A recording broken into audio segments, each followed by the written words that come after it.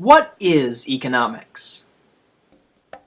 The typical first-year student walks into his first economics class with very little idea of what economics is.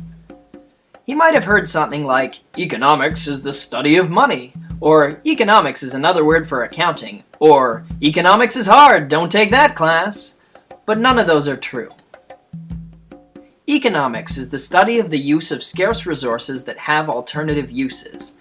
That's the classic definition of economics.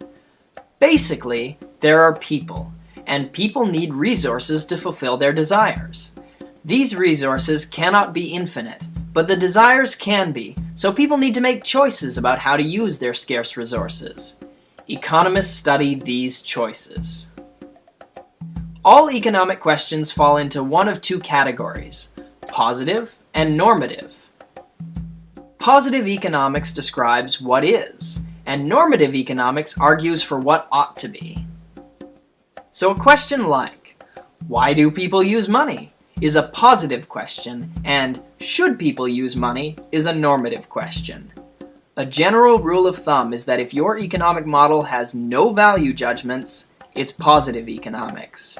Whereas if it does have value judgments, it's normative economics, since to tell someone what he ought to do, you first have to judge what is best for him.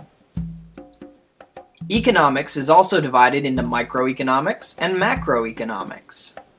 Microeconomics studies the behavior of individual agents and markets, while macroeconomics studies the behavior of the entire economy. Economists also have their own branch of statistics called econometrics that specialize to analyzing economic data.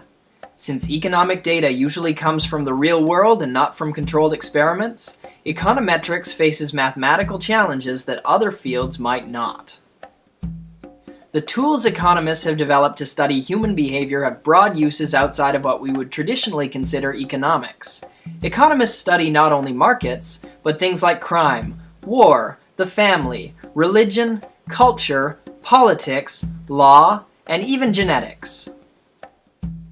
That's why it's not unusual to see papers by psychologists, sociologists, criminologists, political scientists, anthropologists, biologists, neuroscientists, or legal scholars being co-authored by economists.